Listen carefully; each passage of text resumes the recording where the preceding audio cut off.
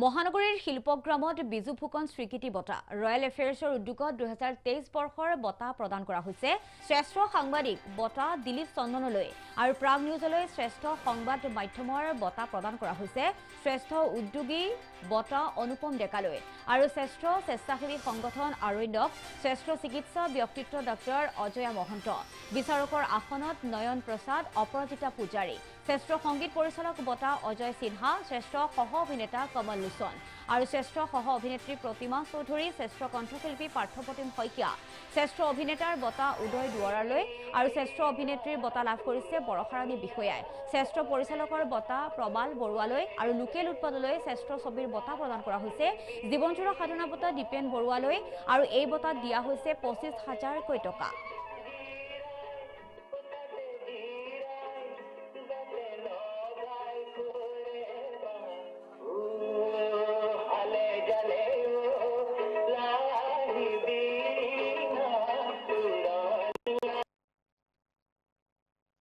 Entire team of Biju Fukan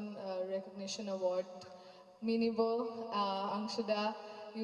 আপোনালোক সকলোৱে আমাৰ কাৰণে ফ্যামিলিৰ নিচিনা সৰুৰ পৰা পাইছো আৰু এইটো এৱাৰ্ড পাই সঁচাকে বহুত বেছি স্পেশাল ফিল কৰো কাৰণ আপোনালোকক ইমান বছৰৰ পৰা জানো and to be recognized for the work that we do, the effort that we put in, it is really heart touching. মই খালি এটা কথা ক'ব বিচাৰিছো, মই যেতিয়া সোমাই আহিছো, মই একচুৱেলি বেলেগ এটা ইভেণ্টত অলপ দেৰি হৈ গ'ল মোৰ। সোমাই আহোঁতে কপিল দাই মোক এটা কথা ক'লে যে মই যেতিয়া নাছিলোঁ আৰু কপিল দাই এনাউন্স কৰি আছিলে, তেওঁ কৈছে যে ইয়াতে বহি থকা প্ৰায় সকলো মানুহ প্ৰাগৰ লগত জড়িত হৈ আছে, কোনোবাই আহি এৱাৰ্ডটো ৰিচিভ কৰিলেই হ'ল। ইমান ভাল লাগিছে and it is such an overwhelming thought that গোটেই ইণ্ডাষ্ট্ৰিটো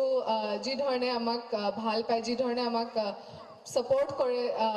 মোক support কৰে, মই নিজৰ কথাই ক'ম কাৰণ I am very new in this industry, but